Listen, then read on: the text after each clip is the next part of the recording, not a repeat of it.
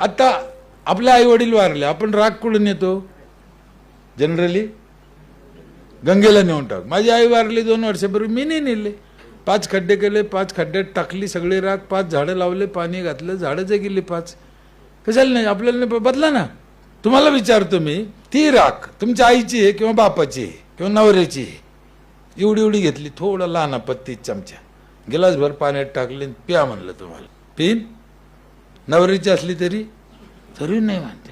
मग लोकांच्या पाण्यात पोतभर कसं काय नेऊन टाकलं? काय चुकून काय बरोबर डोकं फुटून जायची बारी. आणि ही जिम्मेदारी सरपंचाची आहे. ह्या गोष्टी बदलायच्या तर सरपंचानं बदलायच्या. आम्ही नुसतं एकमेकाला नाव ठेवू. पण कोणी म्हणून पूर्वीचे लोक मूर्ख होते का गंगात नेत होते? आणि त्यावेळेस गंगा वाहत होती धो धो, समुद्राला जात होती. आता जाती का? जागोजागी टपके झाले, जागोजागी धरणं झाले. मग ती घाण आमच्या पोटात येईन ना, हो टाकली का आमच्या पोटात येईन. मग बदलायचं आहे आपल्याला, बदलायचं.